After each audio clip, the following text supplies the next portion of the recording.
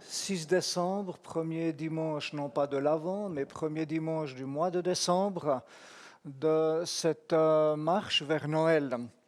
Merci d'être présente. Merci à toute l'équipe technique, grâce à qui tout est possible pour se rencontrer. Et merci à tous les acteurs de ce culte.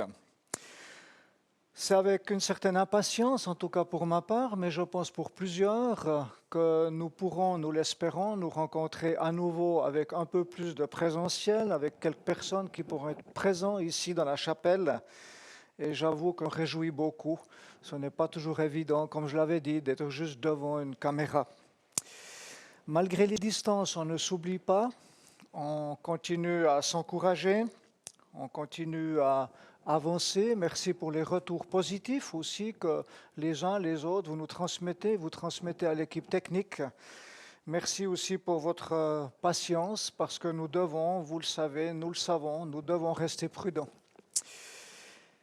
Que nous puissions vivre ce culte dans la présence de Dieu, que nous puissions le vivre dans cette présence non seulement ici, mais que vous puissiez le vivre dans cette présence aussi dans vos demeures, dans vos appartements, en famille, en couple, seul ou à plusieurs. Merci pour votre régularité. Comme vous le savez, eh bien, nous avons quelques bougies. Nous avons allumé, vous le verrez, ce matin, la deuxième bougie, dimanche de l'Avent.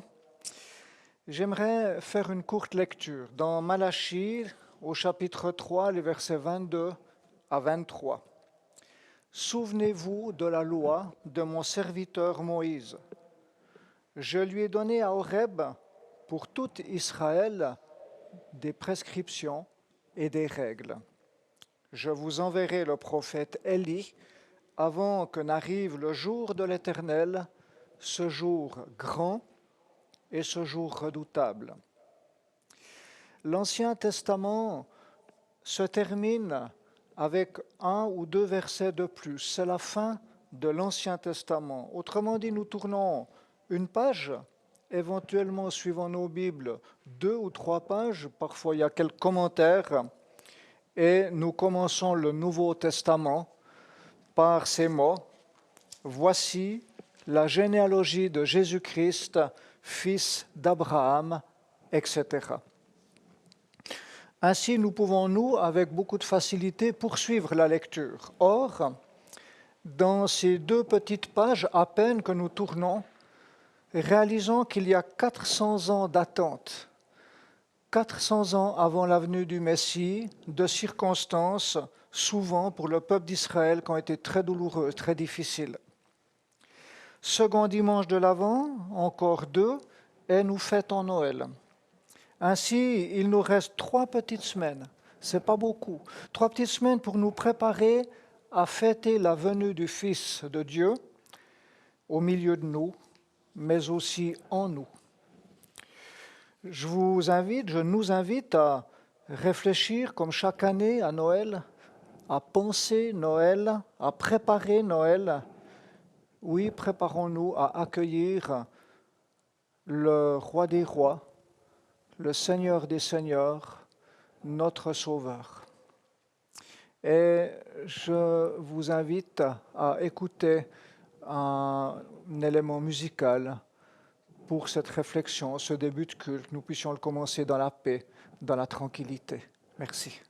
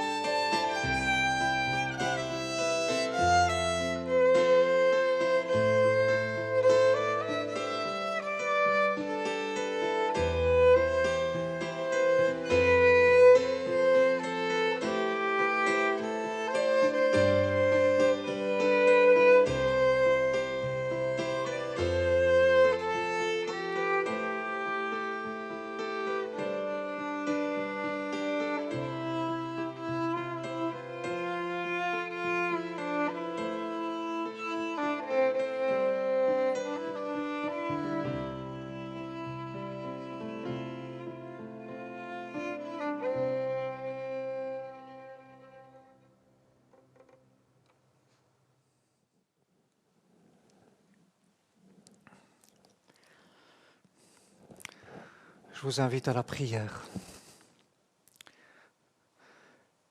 Père, notre Dieu, Père, Fils et Saint-Esprit, nous t'accueillons.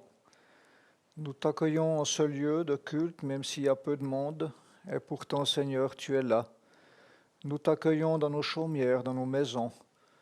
Nous t'accueillons dans nos propres maisons, dans notre cœur.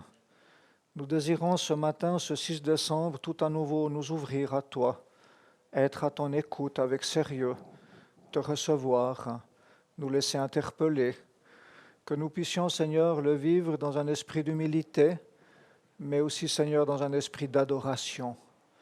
Nous marchons vers Noël, nous marchons vers cette reconnaissance que tu es venu sur la terre, que tu as accepté d'être homme parmi les hommes pour nous sauver. Et nous te bénissons pour cela. Père éternel, je bénis toute l'équipe technique, les moyens techniques. Je bénis l'équipe de louange. Je bénis, Seigneur, toutes celles et ceux qui nous écoutent. Que tu puisses être au milieu de nous. Nous voulons nous réjouir de ta présence. Oui, Père, merci. Amen. Ce matin, j'aimerais que nous puissions revenir sur ce texte de 2 Rois. Et je veux juste prier. Seigneur, nous te remettons ta parole, nous nous remettons en toi, nous te remettons nos cœurs, notre intelligence aussi, que nous puissions capter en toute humilité ce que tu aimerais nous dire, nous encourager aussi, nous manifester ta présence, et nous te bénissons pour cela. Amen. Nous lisons donc dans 2 Rois, chapitre 5, versets 1, puis 4 à 8. Naaman, le chef de l'armée du roi de Syrie, jouissait de la faveur et de l'estime de son Seigneur, car c'était par lui que l'Éternel avait donné la victoire aux Syriens. Toutefois, cet homme fort et vaillant était lépreux. Au verset 4, Naaman alla dire à son Seigneur, la jeune fille du pays d'Israël a parlé de telle et telle manière. Le roi de Syrie dit, vas-y, rends-toi à Samarie, je vais envoyer une lettre au roi d'Israël. Naaman partit, prenant avec lui 300 kilos d'argent, 70 kilos d'or et 10 habits de rechange. Et il apporta la lettre au roi d'Israël. Celle-ci disait, maintenant que cette lettre t'est parvenue, tu sais que je t'envoie Naaman, mon serviteur, afin que tu le guérisses de sa lèpre. Après avoir lu la lettre, le roi d'Israël déchira ses habits et dit, mais suis-je Dieu pour faire mourir ou pour faire vivre? En effet, il s'adresse à moi afin que je guérisse un homme de sa lèpre. Sachez-le donc et comprenez-le, il cherche une occasion de dispute avec moi. Lorsqu'Élisée, l'homme de Dieu, apprit que le roi d'Israël avait déchiré ses vêtements, il fit dire au roi, « Pourquoi as-tu déchiré tes habits? Fais-le venir vers moi, et il saura qu'il y a un prophète en Israël. » Le chapitre 5 de Rois est très profond. C'est un texte qui nous montre un Dieu qui cherche à nous rejoindre passionnément. En lisant, nous nous focalisons comme par évidence sur Naaman, son voyage, ses richesses, sa colère et finalement sa remise en question et sa guérison. Par habitude, nous avons l'impression que c'est normal. En amont du chef de guerre Naaman, une fillette d'une divine délicatesse, tout commence grâce à elle et par elle. Et fort contrastant, tout en elle, je l'avais dit, est anormal. L'histoire se déroule dans un contexte de guerre. Tout repose sur une tragédie et donc sur une trame de souffrance invraisemblable. Dans sa réalité, ce récit est d'abord et humainement parlant sans espérance et sans avenir. Le 1er novembre, j'avais choisi ce texte afin de tirer quelques parallèles avec notre présent, à savoir le Covid, les règles sanitaires qui nous posent de sérieux défis, Au 1er novembre, j'espérais vraiment avancer vers un Noël beaucoup plus libéré de toutes ces sortes d'interdits. Je ne pouvais pas savoir qu'en ce 6 décembre, les choses seraient encore plus délicates. Et comme cette fillette, nous avons le droit au doute, nous avons le droit de croire que l'avenir est bouché et fermé. Or, ce sont bien des textes comme celui-ci qui nous aident à relever la tête et à regarder encore et encore à notre Dieu. J'ouvre une parenthèse. Le 1er novembre, courtement et sans doute trop, je l'avoue, j'ai fait allusion à la repentance et au pardon et à la nécessité de ne pas le pratiquer à la légère.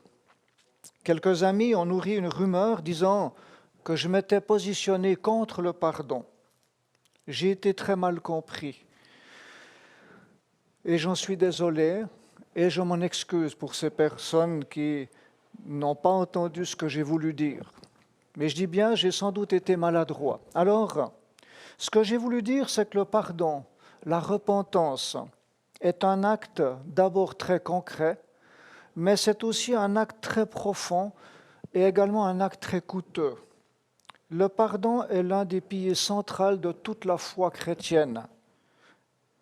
Demander pardon et être pardonné, à son tour, est une chose infiniment sérieuse qui se doit de se vivre avec tout autant de sérieux. Demander pardon est libérateur, nous le savons, et en même temps c'est douloureux. Car pour vraiment demander pardon, il faut passer par une prise de conscience des torts et du mal que nous avons fait, et notre vis-à-vis nous pardonnera dans la mesure où il voit la peine terrible ressentie chez celui, chez celle qui a gravement fauté et qui le reconnaît et qui s'en repent avec sérieux.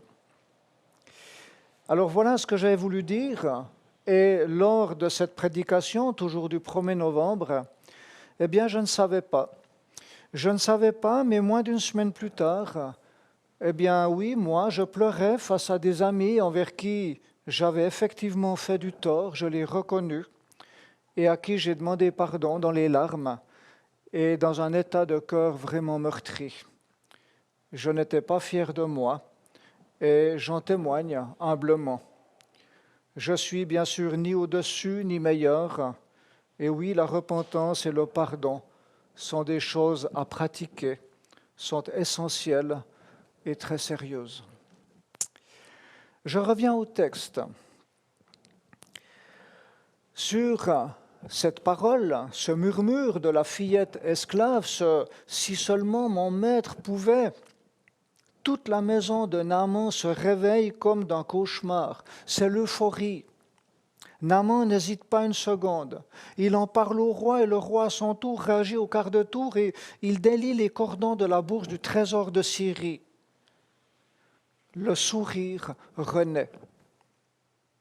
Verset 5, vas-y, rends-toi à Samarie et je vais envoyer une lettre au roi. Toute l'équipe fonce. Or, quel étonnement! Quel étonnement!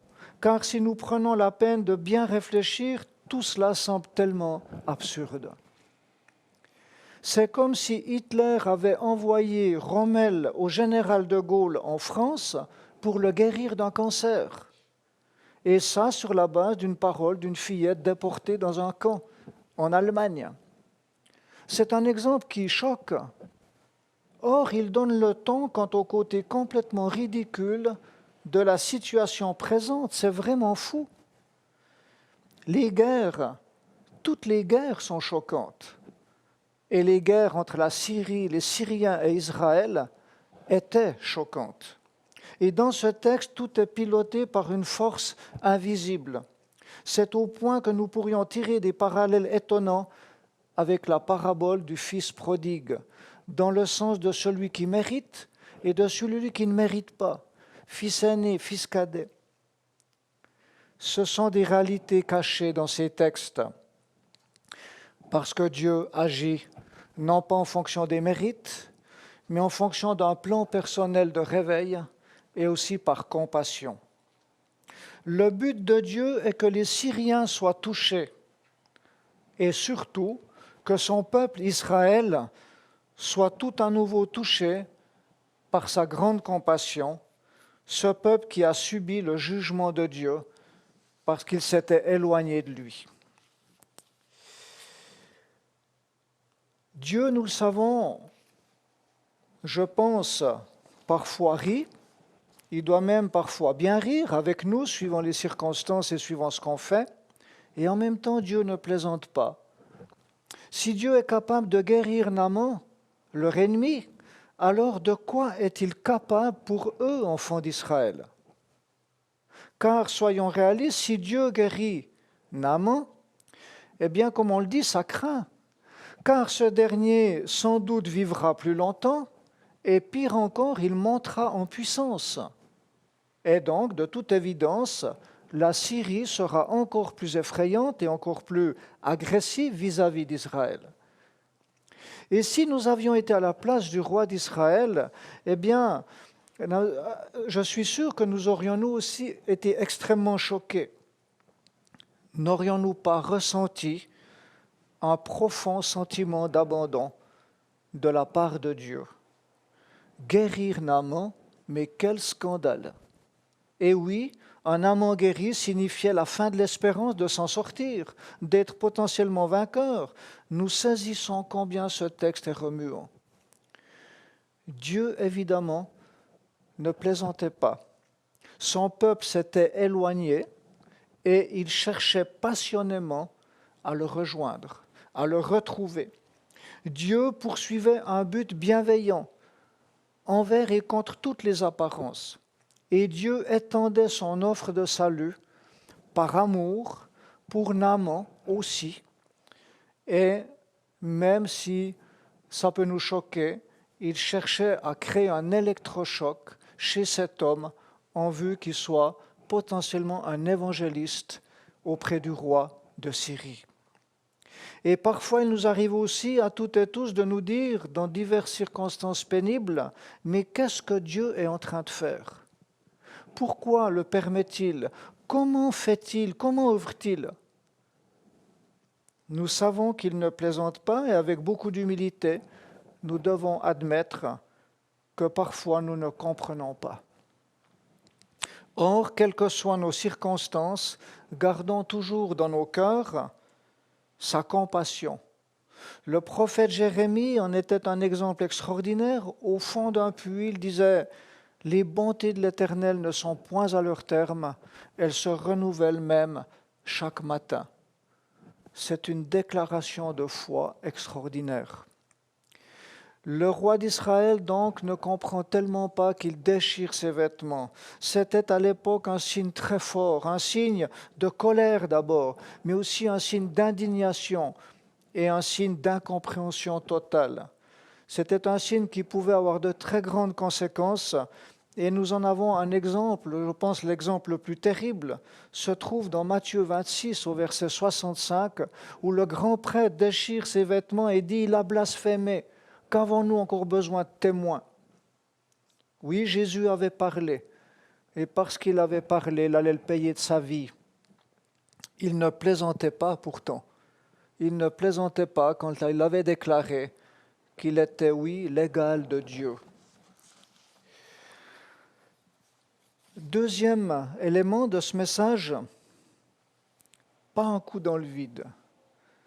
En Samarie, pas très loin de là, on ne sait pas comment, un homme apprend tout ce qui est en train de se passer au palais. Il semble même en connaître les moindres détails. Et cet homme s'étonne. Et c'est Élisée le prophète. Il dit, mais envoyez-le vers moi. Lui, Élisée, sait de quoi Dieu est capable. Et ça nous parle. Il sait que Dieu détient la vue d'ensemble. Ça, Élisée, il le sait. Il sait que Dieu conduit parfaitement l'histoire, même quand tout semble absurde et contradictoire, comme ici dans ce récit et lors de cette venue de Naaman. Il sait aussi que le Seigneur prépare divers chemins remplis d'espérance et revêtus de compassion. Ce qu'Élisée sait est hyper réconfortant et il est un exemple de paix dans la tempête et il préfigure par conséquent aussi la venue de Jésus. Alors que le roi déchirait ses vêtements, Dieu préparait l'avenir de son peuple, l'avenir pour la venue du Christ, de son Fils, et aussi l'avenir de l'accès au royaume des cieux de toutes celles et tous ceux qui placeraient leur confiance en Jésus. Et c'est très beau. Ce qui peut nous apparaître comme des coups dans le vide, et parfois nous vivons cela, eh bien ce qui peut nous apparaître comme des coups dans le vide, avec notre Dieu, au final et plus d'une fois, se transforme en réalité inespérée. Et au travers d'Élisée, Dieu va accomplir une œuvre totalement impossible aux humains. Et je rappelle, parce que si on se focalise sur Élisée, qui est un grand prophète bien sûr, je rappelle que tout cela a commencé au départ par une petite fillette esclave en captivité en Syrie par un si seulement. Alors je vous invite à quelques questions. Croyez-vous que Dieu soit capable encore actuellement d'accomplir des œuvres inespérées, pleines d'espérance? Alors on peut imaginer que vous répondrez assez volontiers oui. Alors, comment si souvent le fait-il?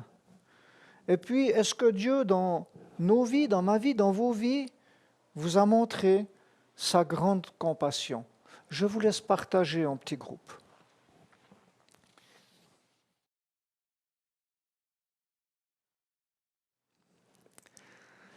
Nous arrivons à la troisième partie de notre message. J'espère que vous avez passé un bon moment entre vous en petits groupes. Il y a un mois de cela environ, avec Muriel, nous étions un dimanche après-midi vers 3 heures. On a dit, on va se balader juste un petit coup au Mont-Racine. On sort de chez nous, là, à Planaise, et on se trouve face à un tragique accident. Un soldat avait été fauché, il était là sur la route. C'était rouge de partout, j'étais vraiment pas bien, Muriel non plus, presque du mal à conduire. Nous avons tout de suite intercédé pour ce jeune là qui était au sol, en voyant cette vie brisée tellement bêtement. Et puis, bien sûr, la nuit suivante, on n'a pas très bien dormi, on a continué à penser à tout cela, nous étions sincèrement choqués. Puis les jours ont passé, des détails me revenaient, m'étonnaient, je continuais à penser à tout cela, à prier. Et puis me venait à l'esprit, je me disais, mais il y en a presque trop. Est-ce que c'était vraiment un accident? Est-ce que c'était vrai ou pas? Je me suis renseigné, j'ai pris des nouvelles, je suis allé sur Google, j'ai regardé un peu dans tous les coins, aucune trace de cet accident. Et je me suis rangé à l'idée qu'en fait, c'est un exercice. Et dans la vie, quand tout bascule, ne souhaiterions-nous pas que nos circonstances soient juste un exercice, à savoir du vrai faux, du faux vrai? Parfois, ne souhaiterions-nous pas nous réveiller le matin autrement? Et j'ose dire oui, bien sûr, nous le souhaiterions. Et ce qui nous encourage ici dans ce texte et d'une manière incroyable, c'est que précisément, et j'en suis sûr, pour cette fillette esclave, durant des semaines et sans doute même des mois, elle aurait préféré mourir. Elle aurait préféré aussi être tellement quelqu'un d'autre. Elle aurait préféré être dans la peau d'une autre fillette, plus gâtée par la vie, plus chanceuse. Et pour cette fillette esclave, pour qu'elle puisse être porteuse d'espérance à un tel point, elle a dû, c'est une évidence, faire et de manière miraculeuse tout un travail de deuil d'abord sur son vécu, sur sa vie, et ensuite tout un travail de pardon. J'ajoute ici que sans doute, et je l'espère, qu'en Israël, à l'époque, un nombre certain de personnes ayant constaté sa disparition, parce que dans ces guerres, il y avait toujours des survivants, que ces gens étaient en train de prier pour elle, qu'ils espéraient qu'elle soit encore en vie. Et j'en profite ici pour ouvrir une parenthèse, au fond toute simple, vous rappelant la très grande importance des cartes de prière pour les enfants de notre Église. Cartes qui, malheureusement, peinent à trouver preneur. Et je dis malheureusement parce que j'en suis malheureux. Nos enfants ont urgemment besoin d'une couverture spirituelle. 34 cartes pour 34 enfants, sans compter les tout-petits et sans compter aussi les moniteurs, parce que j'aimerais qu'on puisse aussi prier pour les tout-petits, comme pour les moniteurs du culte de l'enfance. Actuellement, il y a 11 demandes. Alors je fais un appel. Il me semble que prier pour un enfant ne devrait pas être une charge, mais de prier comme un privilège. Et je fais appel à vous, les amis. Vous téléphonez à Marianne Ampeta, vous lui envoyez un email, demandez une carte de prière. On ne sait pas ce que va vivre un enfant dans 6 mois, une année. Nos enfants ont besoin de prière. Cette fillette, un jour, et de manière incompréhensible, prononce ainsi seulement, je l'ai dit, qui est au-delà d'elle, qui est le fruit d'un deuil accompli, d'un pardon consenti. Et là, dans cette parole lâchée, qui n'est pas un exercice d'allocution, qui n'est pas un exercice pour se faire bien voir de cette épouse de Naaman, non, ce n'est pas un exercice. C'est la parole de Dieu délivrée humblement pour qu'il puisse agir avec compassion. Et si Dieu a permis que cette toute petite fille, esclave et sans rien, soit porteuse de grandes actions et de grands miracles, alors Dieu peut le faire aussi au travers de nous toutes et tous, et aussi au travers, bien sûr, de l'un ou l'autre ou des enfants de notre Église de La Rochette. Ainsi, pour nous aussi, et quelles que soient nos circonstances, avec cette espérance dans le cœur, nous pouvons nous lever le matin confiants. Le travail de deuil est un long processus indispensable, comme celui du pardon. Cette fillette l'a fait, elle a été utilisée par Dieu, et c'est extraordinaire. Ce n'est pas un exercice de bien-être auquel nous sommes appelés chaque matin, mais c'est se lever avec l'espérance que Dieu œuvre. L'espérance de Dieu en nous, une espérance entière et ferme dans cette dimension de la compassion, même au travers des jugements de Dieu. Tout est possible. Alors, quelques questions à nouveau. Comment nous levons-nous le matin quand tout va bien? Comment nous levons-nous quand tout va mal? Et qu'est-ce qui fait toute la différence? Alors je vous invite à nouveau vous retrouver en petits groupes et échanger sur ces quelques questions. Merci.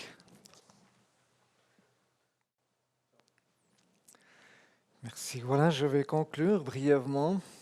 Ne déchirons pas nos vêtements. Autrement dit, ne soyons pas dans l'amertume, ne soyons pas dans la colère, ne soyons pas dans l'incompréhension, n'en restons pas là. Pour agir sagement, fermement dans les situations difficiles, nous sommes invités à regarder à Dieu seul. Un Dieu qui pilote l'histoire et qui la pilote, comme je l'ai dit, avec compassion. Dieu dirige toutes choses et conduit ses enfants vers un avenir de lumière. Nous en faisons partie, ceci comme il l'a fait donc avec ces divers acteurs de ce récit bouleversant. Quand Dieu agit, il le fait en tenant compte des besoins de toutes les parties de nos personnes, corps, âme, esprit. Souvent, tout va bien dans nos vies et c'est une immense grâce. Je crois que nous ne mesurons pas assez cette grâce, ce côté génial de la vie. Et puis parfois le chemin est beaucoup plus difficile. Ne doutons jamais de la présence de Dieu. Ne croyons pas que Dieu ne fait rien. Comme dans ce texte merveilleux, remarquons combien les apparences sont trompeuses. Dieu est toujours présent, toujours plein de compassion. Alors, sur le plan pratique, nous pouvons nous poser quelques questions qui ne sont pas si faciles, mais où en sommes-nous ce matin? Nous-mêmes, dans nos propres vies? Où en sommes-nous dans notre espérance, dans notre confiance? Où en sommes-nous peut-être aussi dans un travail de deuil potentiel? Personnellement, je viens de perdre ma maman. Où en sommes-nous peut-être aussi dans un chemin où nous savons que nous sommes appelés à demander pardon? C'est un travail intérieur. Et puis, qu'est-ce que Dieu désire accomplir par nous? Réfléchissons, qu'est-ce que Dieu aimerait faire? Et puis, pour terminer, qui sont nos Syriens autour de nous? On se comprend, celles et ceux que Dieu nous envoie. Et je vous invite à la prière. Seigneur, nos vies ne sont pas un exercice parce que nous n'avons qu'une vie. Et le fait d'avoir qu'une vie, eh bien, c'est quelque chose qui est un immense privilège, mais c'est quelque chose qui est à vivre, et c'est quelque chose qui est à vivre avec toi. Et nous te bénissons d'être présents. Nos vies, Seigneur, nous ne tenons pas du tout à ce soit un gros coup dans le vide. Nous aimerions te servir.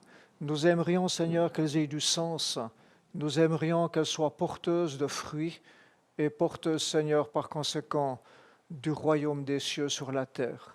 Seigneur, nous te demandons ta grâce ce matin. Donne-nous, comme cette fillette, dans les temps difficiles que nous traversons, elle, c'est un contexte de guerre, pour nous, c'est un contexte où il y a beaucoup de luttes. Donne-nous, Seigneur, que l'œuvre que tu désires faire en nous puisse se réaliser, puisse se faire. Accorde-nous d'être modelés afin que ces œuvres miraculeuses s'accomplissent. C'est une collaboration. Seigneur, tu connais nos besoins dans les moindres détails et tu veux, Seigneur, nous aider. Ce n'est pas toi qui es à notre disposition, c'est nous, Seigneur, que tu prépares pour être disponible à toi.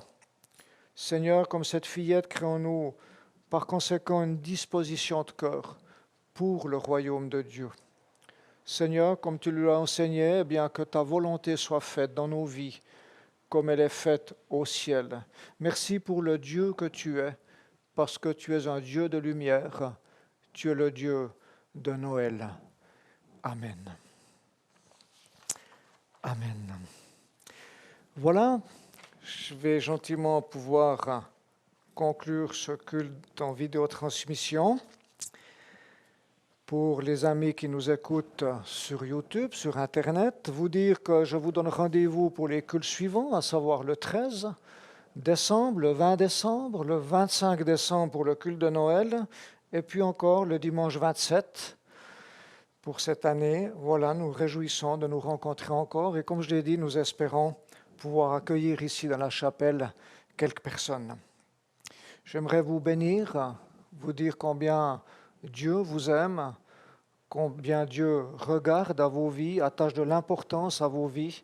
Il ne vous laisse pas tomber et que vous puissiez vraiment prendre conscience combien il aimerait vous utiliser et combien il aimerait vous aider à œuvrer dans vos vies de manière à pouvoir être disponible à sa présence et à son œuvre. Alors soyez bénis, bon dimanche à toutes et tous et merci d'avoir été présents dans cette écoute.